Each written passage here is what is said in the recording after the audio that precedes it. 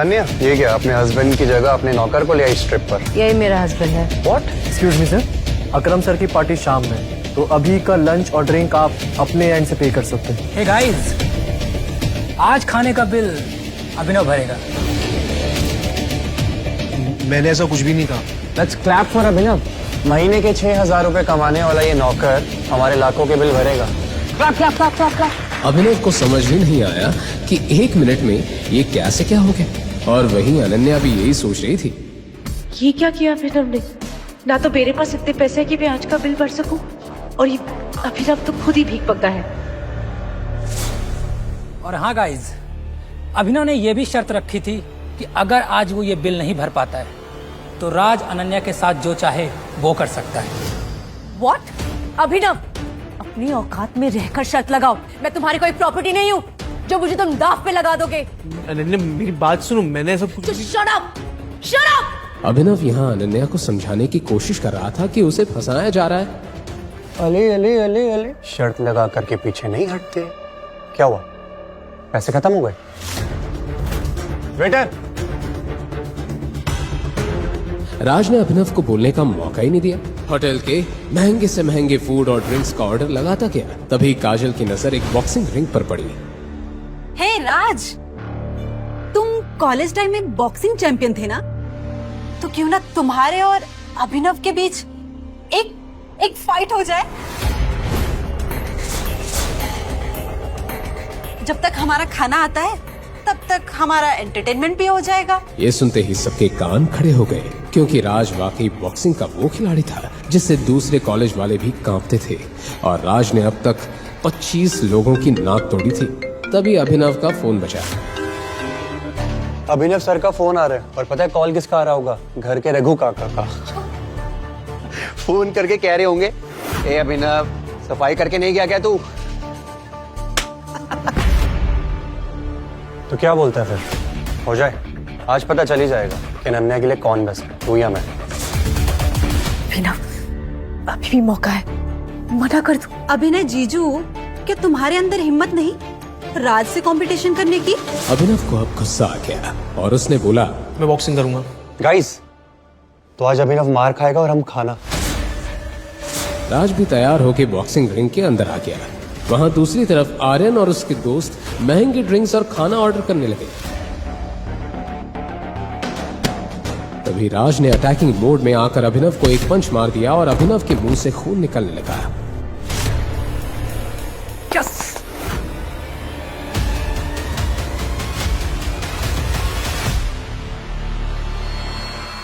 इसके बाद लगातार राज अभिनव को पंच मारता रहा और उसे हाथ उठाने का मौका ही नहीं दिया,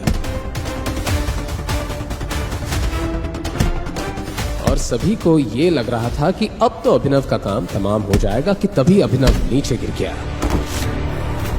बस करो अभिनव, हार मान जाओ और बाहर आओ अभी। अनन्या के इतने कहते ही बॉक्सिंग रिंग के बाहर रखा अभिनव का फोन बजने लगा। अनन्या उसका फोन ना देख ले, इस जल्दी में अभिनव उठा और जैसे राज उस पर अटैक करने ही जा रहा था कि तभी अभिनव ने राज को एक इतना जोर का पंच मारा कि राज वहीं बेसुध होकर गिर पड़ा, और अनन्या की नजर अभिनव के फोन से हटकर नीचे पड़ी राज पर गई। बॉक्सिंग चैंपियन राज को अभिनव ने एक ही झटके में गिरा दिया। ऐसा पंच तो कोई प्रोफेशनल खिलाड़ी ही मार सकता है। ये अभिनव जरूर कुछ छिपा रहा है। तभी अभिनव बाहर आया और अपने फोन को उठाकर उसने रख लिया। कोई बात नहीं राज, अगर उसने तुझे यहाँ हरा दिया तो टेंशन मत ले। हमने बिल इतना ज्यादा बढ़वा दिया कि उसके 7 जन्म भी ये बिल पे नहीं कर पाएगी। सर, ये रहा आपका बिल, 5,40,000। क्या? कोई बात नहीं, हमारे अभिनव साहब है ना, वो सबका बिल देंगे। पर तभी अभिनव को देखकर वो वेटर थोड़ा कंफ्यूज हो गया। उसके कपड़ों से उसने उसे तुरंत जज कर लिया था। सर, रिसेप्शन में आइए प्लीज। ध्यान रखना कहीं ये भाग न जाए। अब सबकी नजरें उस वेटर पर थी। अनन्या घबराहट में पसीना पसीना हो रही थी कि आज राज न जाने उसके साथ क्या करेगा। इसके बाद जैसे ही वेटर ने अभिनव के हाथ से काट लिया और स्वाइप किया तो उसके चेहरे का रंग बिल्कुल उड़ गया। क्या हुआ? अभिनव के कार्ड में बिल्कुल भी पैसे नहीं है क्या? इसके कार्ड में पैसे नहीं है तो बता दो ना। इसकी इज्जत की चिंता मत करो। यहाँ अनन्या के चेहरे पर रंग उड़ता जा रहा था क्योंकि अभिनव ने पैसे नहीं दिए तो राज आज अपनी सारी भड़ास उस पर निकाल लेगा। आखिर बात क्या है? क्या इनके पास बिल्कुल ही पैसे नहीं है? इससे पहले कि वेटर कुछ कह पाता अचानक होटल के मेन डोर पर कुछ Z+ सिक्योरिटी गार्ड्स आ गए और सबका ध्यान उस तरफ चला गया। लगता है कोई सेलिब्रिटी आ गया। ओह माय गॉड, ये तो मिस्टर दिग्पाल है, अकरम सर के भी बॉस। जानते हो, इनसे मिलने के लिए सालों इंतजार करना पड़ता है। जिस कंपनी में मैं मैनेजर हूँ उसी कंपनी में इन्होंने इन्वेस्ट किया है। आज तो मैंने भगवान के दर्शन कर लिए। मिस्टर दिग्पाल ने अभिनव को पहचान लिया।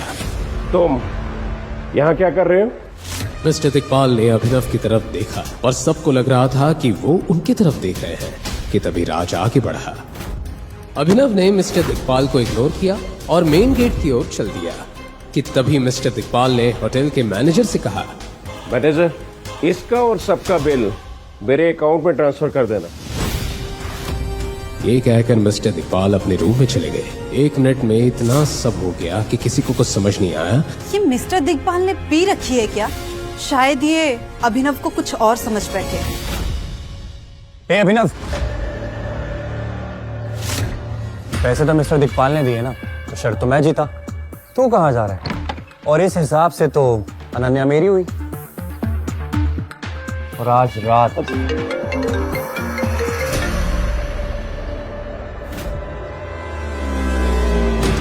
राज फोन दे। फोन बजते जा रहा था कि तभी राज ने अभिनव से बॉक्सिंग का बदला लेने के लिए उससे झल्लाते हुए कहा, कौन सा बड़े सुपरस्टार का फोन आ रहा है तेरे पास? बार बार बजे जा रहा है। एक काम करता हूँ, उठा लूं क्या? देख, तेरा जितना गुस्सा है तुम मुझ पे गुस्सा निकाले, फोन मत उठा के। राज ने इसे चैलेंज मान लिया और फोन उठा लिया। राज ने फोन स्पीकर पर रख दिया और फोन पर सामने से आवाज आई, बॉस, हमें आपकी लोकेशन मिल गई, हम आ रहे हैं आपको लेने। There is something critical.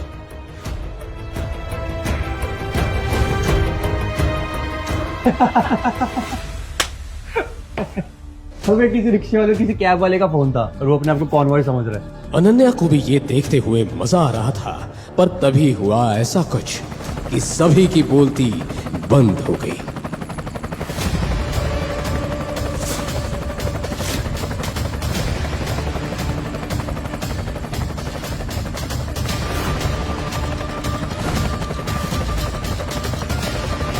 अरे ये तो करोड़ों का हेलीकॉप्टर है, ये अभिनव की टैक्सी का है। इसके बाद अभिनव ने फोन पर कुछ कहा और हेलीकॉप्टर वहां से चली गई। तुरंत एक टैक्सी आकर अभिनव के सामने खड़ी हो गई।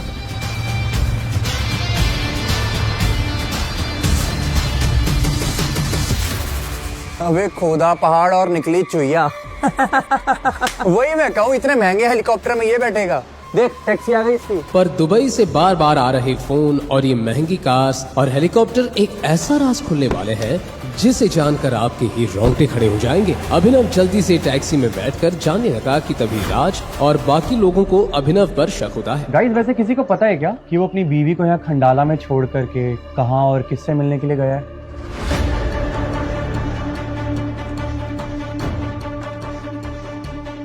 आपने जिस व्यक्ति को कॉल किया है वह अभी दूसरी कॉल पे व्यस्त है। हाउ डेयर यू अभिनव, तुम मुझे बिना बताए कहाँ चले गए? अनन्या, क्या तुमने कभी कोशिश नहीं की जानने की कि तुम्हारा वो निकम्मा पति किससे बातें करता है? क्यों ना ये अभिनव का पर्दाफाश कर दिया जाए। आज उसे रंगे हाथों पकड़ ही लेते हैं। इतना कहने के बाद राज ने अनन्या की कार निकाली और सबके साथ अभिनव जिस टैक्सी में था उसे फॉलो करने लगा।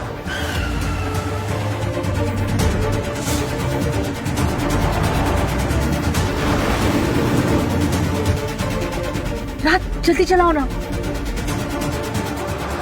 अभिनव, आज ना मैं तेरी पोल खोल कर रहूंगा। तू कहाँ जाता है और क्या क्या कांड करता है। राज और सबको लग रहा था कि आज अभिनव की असलियत सामने लाकर उसका मजाक उड़ाएंगे,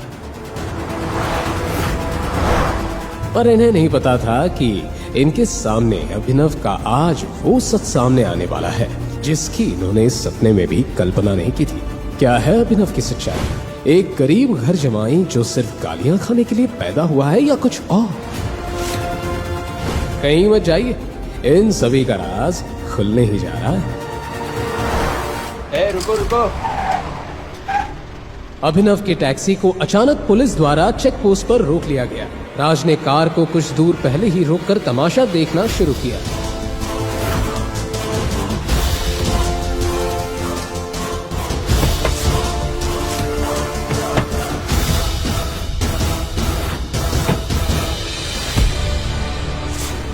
पुलिस इंस्पेक्टर अभिनव को बाहर उतारकर चेक करने लगा।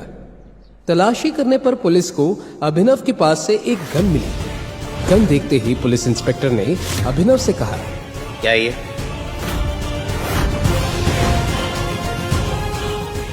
गन कहां से आई तुम्हारे पास? लाइसेंस कहां है इसका? ये अभिनव के पास गन कैसे आ सकती है? अरे जो इंसान नौकरों से गालियां खाता हो, 500 रुपए उधार लेके अपनी खटारा मोटर में पेट्रोल भराता हो, उसके पास गन कैसे आ सकती है? शायद मैं अभिनव की सच्चाई जान ही नहीं पाई। गाइस, ये अभिनव तो क्रिमिनल निकला। अब आज देखो कैसे पुलिस वाले ने इसको मार मार करके सच निकलवाएंगे।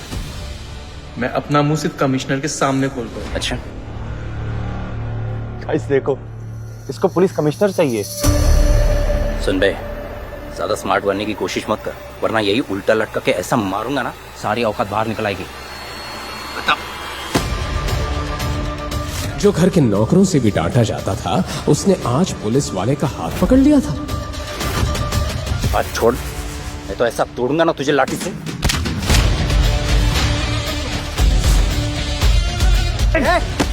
ये चिल्लाहट सुनते ही आसपास के सब पुलिस वाले भी घूम गए। अनन्या और राज के भी होश उड़ गए।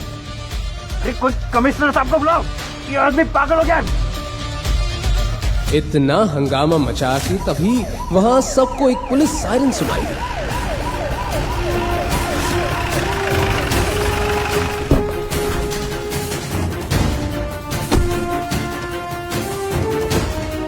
ये क्या तमाशा है?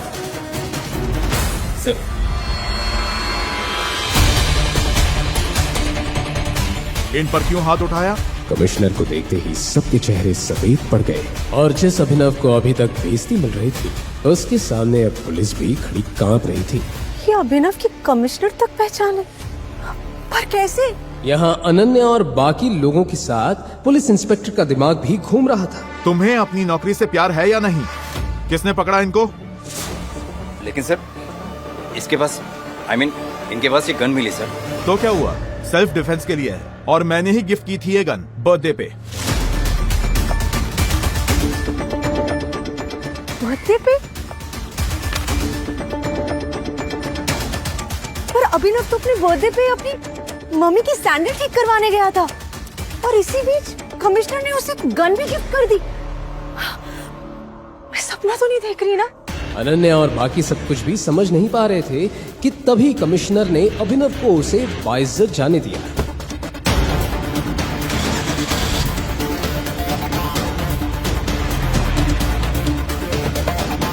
पर जैसे ही राज अभिनव का पीछा करने के लिए कार में जाने लगा, तभी पुलिस इंस्पेक्टर ने उसे रोक दिया। कहाँ जा रहे हो इतने जल्दी? ये लड़कियां कौन है? चलो बाहर निकलो सर।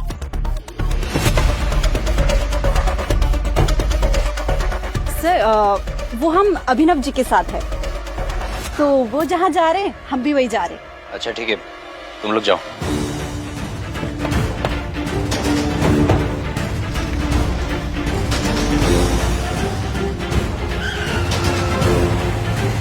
वो अभिनव की टैक्सी का पीछा करते रहे। टैक्सी एक बहुत बड़े ही खंडर से होते हुए सड़क को क्रॉस कर ही रही थी कि तभी उसी खंडर की गलियों में से अचानक वो ब्लैक कार्स अभिनव के टैक्सी के आगे आ गई और अभिनव की टैक्सी के आगे पीछे चलने लगी।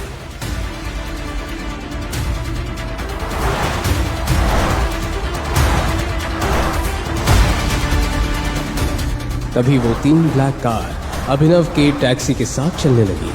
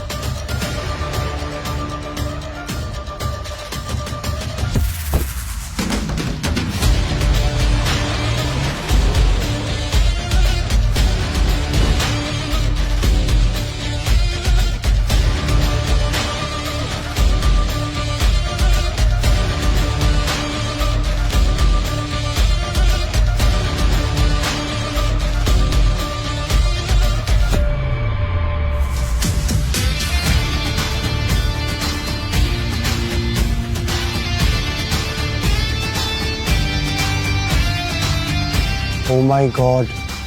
क्या है अभिनव का दुबई से कनेक्शन, और क्यों आ रहा था अभिनव को दुबई से कॉल? क्यों कमिश्नर ने दी थी गरीब अभिनव को गन? आखिर क्या होने जा रहा है इस सनसनीखेज कहानी में, और कितने राज खुलने बाकी हैं? क्या आप इस कहानी को फ्री में शुरू से सुनना चाहते हैं? गरीब डिलीवरी बॉय अभिनव की बरसों पुरानी गर्लफ्रेंड ने उसे एक रईसजादे के लिए छोड़ दिया। फिर क्या था? प्यार में हारा अभिनव बेचारा दारू पीकर चढ़ गया जमीन से 50 फीट ऊपर बिल्डिंग के टेरेस पर।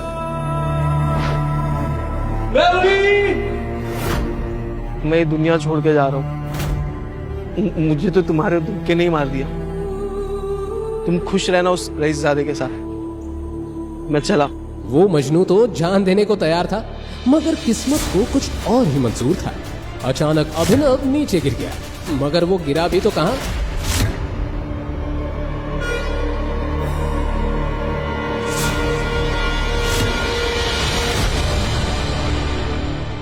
लड़की का बिस्तर। ये भगवान, यहाँ पे कहां से आया? जी हाँ, उस टेरेस से गिरकर अभिनव पहुंच गया था शहर की सबसे खूबसूरत और रईस लड़की अनन्या के बिस्तर पर, जो उस वक्त चैन की नींद सो रही थी। मगर जैसे ही उसकी नींद खुली, कौन है तुम? और मेरे बिस्तर पे क्या कर रहे हो? मैं तो कुछ नहीं जानता मैं कहां से आया। मुझे तो उसकी समझ में नहीं आ रहा है। मुझे तो लग रहा है मैं भी एक सपना देख रहा हूँ। सपने से बाहर आओ और बताओ तुम कौन हो। तुम जानते भी हो मैं कौन हूँ?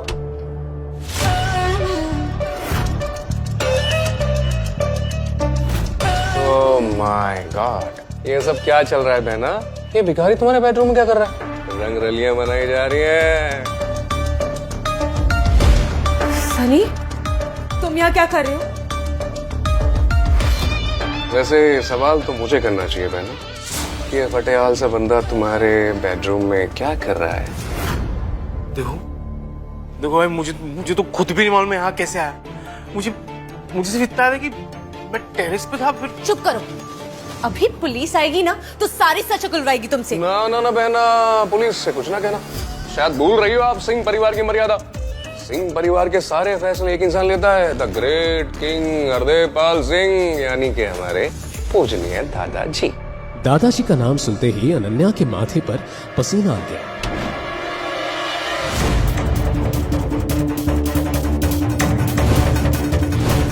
अनन्या, हरदेवपाल सिंह न सिर्फ शहर के जाने माने रईस थे, बल्कि एक बहुत ही रूढ़िवादी और पुरानी सोच वाले सख्त आदमी थे, जो कहने को तो सूट बूट पहनकर घूमते थे, मगर उनकी मानसिकता 500 साल पुरानी थी। अनन्या ये सोचकर डरी जा रही थी कि दादाजी के आने के बाद क्या होगा कि तभी अनन्या बाहर निकल। अपने दादाजी की बुलंद आवाज सुनकर अनन्या की सिट्टी पिट्टी गुम गई। दादाजी? वो इतना तो समझ चुकी थी कि दादाजी को शायद सब कुछ पता चल गया है, मगर कैसे? अब कब तक इस फटीचर के साथ बेडरूम में पड़ी रहेगी? बाहर आ जा, दादाजी तेरा इंतजार कर रहे हैं। हाँ।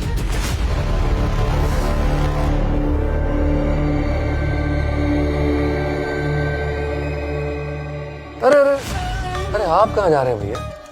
सुनो, बड़े बुजुर्ग सच ही कहते हैं कि दारू सेहत के लिए हानिकारक होती है। अब देख, तेरी दारू आज तुझे कहाँ ले आई? और मेरी बहन को मेरे दादाजी के गुस्से से कौन बचाएगा? और तू साले डिलीवरी बॉय, तेरी तो ऐसी की तैसी हो गई।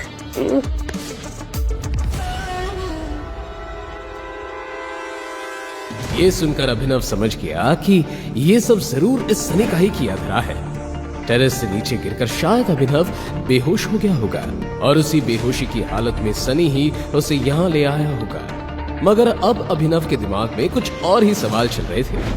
एक भाई अपनी बहन के साथ ऐसा कैसे कर सकता है?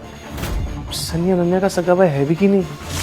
जहां अभिनव के मन में चल रहे थे ये सवाल, वहीं हरदेवपाल सिंह ले आए एक बड़ा पौधा। करमजली, तेरी इतनी हिम्मत, जो शादी से पहले एक लड़के से संबंध बना रही है। शर्म आती है मुझे तुझे अपनी पोती कहते हुए। दादाजी मेरा यकीन मानिए, मुझे नहीं पता ये लड़का कौन है। झूठ मत बोल, सब पता है, समझ देंगे तू। मेरे माँ बाप की गलती है। अरे तुझे पढ़ाया लिखाया, बिजनेस भी करने दिया तुझे, इसलिए तू एक सड़क छाप लड़के को अपने कमरे में ले आई। हरदेव पाल ने अभिनव के हाथ में कुछ ऐसा देखा जिसे देखकर वो चौंक गए।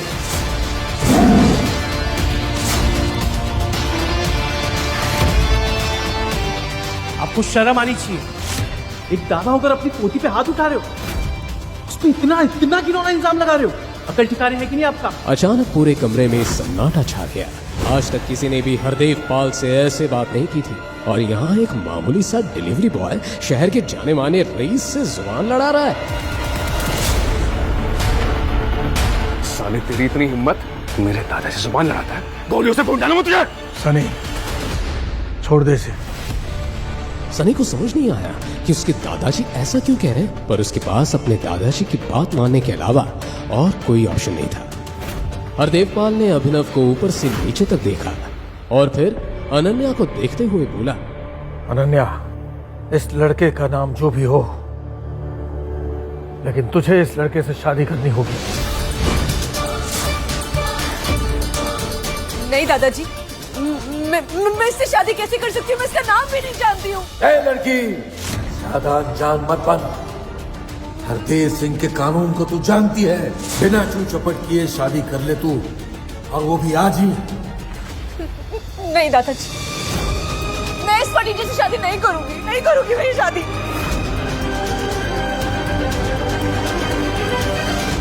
तो ठीक है सनी, अपनी बहन को फार्म हाउस ले जाओ, जिंदा कर दो उसे। ये सुनकर अनन्या सिहर उठी।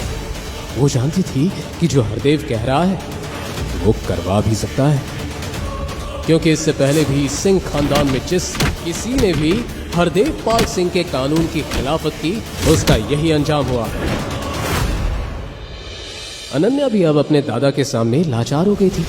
वहीं अभिनव जानता था कि अगर उसने अनन्या से शादी नहीं की तो एक मासूम लड़की उसकी वजह से अपनी जान से हाथ धो बैठेगी। फिर क्या था, 1 घंटे के अंदर ही उसी हॉल में अनन्या और अभिनव की शादी हो गई। शादी की पहली रात अनन्या की जुबान पर बस एक ही सवाल था। नाम क्या है? अभिनव, बट मेरे पापा मुझे प्यार से जो भी बुलाते हो मुझे फर्क नहीं पड़ता। और हाँ, एक बात ध्यान से सुन लो कि शादी शादी नहीं, एक मजबूरी है। भले दुनिया के लिए हम पति पत्नी हैं, पर इस कमरे में हमारा रिश्ता सिर्फ 2 अजनबियों का है। अभिनव भी जानता था कि महलों की रानी अनन्या का उसके जैसे डिलीवरी बॉय से क्या मिल, पर वो ये नहीं जानता था कि अगर भगवान ने उन दोनों को मिलवाया है तो उसके पीछे कोई ना कोई कारण जरूर होगा। आज मेरे दोस्त अकरम के जन्मदिन की पार्टी है, और अनन्या, तुम उस पार्टी में हमारे नए दामाद को अपने साथ लेकर के जाओगी। वैसे तो अनन्या उस पार्टी में नहीं जाना चाहती थी, मगर दादाजी का हुक्म टालना उसके लिए नामुमकिन था। मजबूरी में अभिनव को भी अनन्या के साथ जाना पड़ा, मगर वहां उसका सामना उससे हुआ जिसे देखकर वो पूरी तरह से चौंक गया।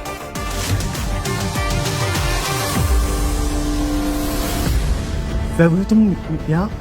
जी हाँ, अभिनव के सामने खड़ी थी उसकी वही एक्स गर्लफ्रेंड वैभवी, जिससे प्यार में धोखा खाकर अभिनव टेरेस पर चढ़ गया था। कहने को तो वैभवी भी अभिनव की तरह कम पैसों वाली ही थी, मगर कुछ ही दिनों पहले शहर का जाना माना रईसजादा देवेन उसके प्यार में पागल हो गया, और उसी के चलते वैभवी ने अभिनव को लात मार दी। देवेन ने जब अभिनव को वैभवी से बात करते देखा तो बोला, कौन है बेबी ये फटीचर? ओह, कहीं ये वही डिलीवरी बॉय तो नहीं जो तुम्हारे प्यार में टेरेस से कूद गया था? हाँ बेबी, ये वही देवदास की औलाद है। जरूर यहाँ डिलीवरी करने आया होगा, है ना? इतने में वहाँ सनी पहुँच गया, जो पहले से ही उस पार्टी में मौजूद था। क्या बात है जीजा जी, आप यहाँ पिज्जा डिलीवरी करना है? जीजा जी, आपकी शक्ल देखकर लगता तो है कि आप एक गरीब खानदान से, और इतना गरीब कि डिलीवरी बॉय बन गए। छी छी छी छी जीजा जी। सनी, तू इस फटीचर को जीजा क्यों बोल रहा है? कहीं तू ये तो नहीं कहना चाहता कि... हाँ, मैं यही तो कहना चाहता हूँ कि मेरी बहन ने इन्हीं के साथ में शादी करी है। ये है मेरे बहन के पति परमेश्वर, यही है मेरी बहन के पति, प्यारे प्यारे पति।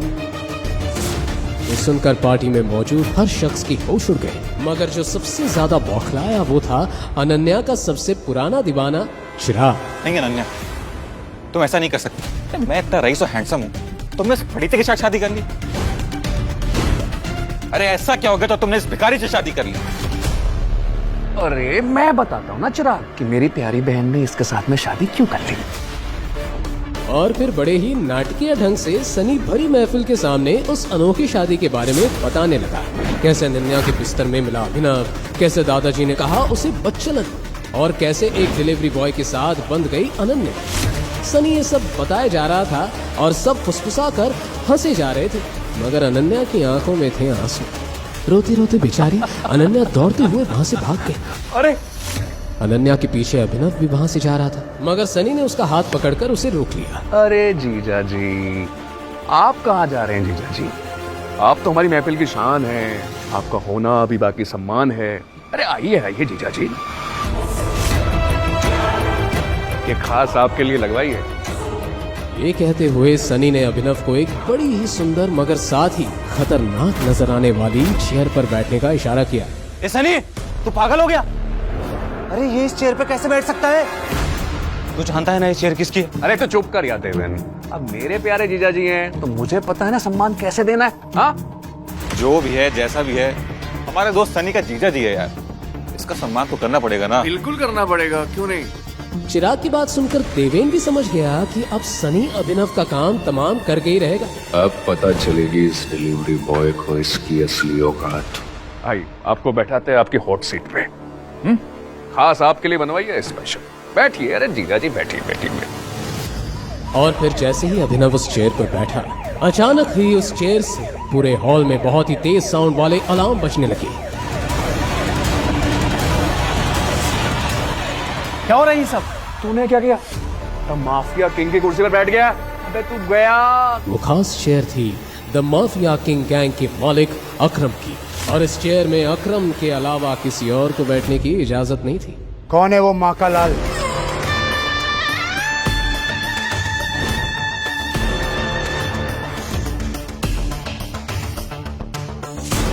इसने माफिया किंग की कुर्सी पर बैठने की हिमाकत की।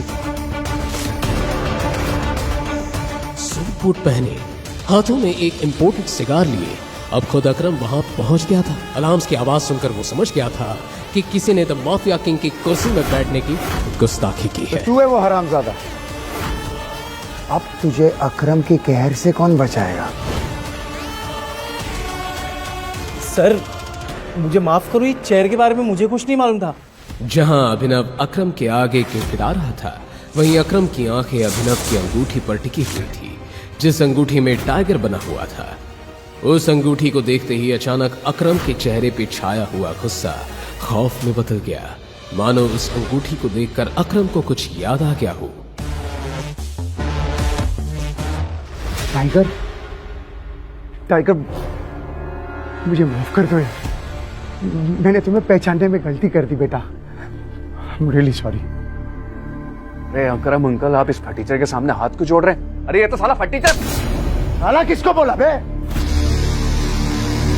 ये कुर्सी भी इसकी है और ये कारोबार भी इसका है। ये है हमारे माफिया किंग का असली मालिक, हमारा टाइगर। तो ये है रियल टाइगर। बाप रे। आखिर क्यों अभिनव के आगे अकरम जैसे खतरनाक डॉन ने घुटने टेक दिए? क्यों अकरम अभिनव को कह रहा था टाइगर? क्या याद आया था अकरम को अभिनव की उस अंगूठी को देखकर? और अब क्या नया मोड़ लेने वाली है अभिनव और टाइगर की कहानी? इन सभी सवालों के जवाब जानने के लिए बिना एक पल गंवाए अभी के अभी नीचे दिए गए लिंक पर डबल क्लिक करके इंस्टॉल कीजिए पॉकेट FM और फ्री में सुनिए द रिटर्न ऑफ टाइगर।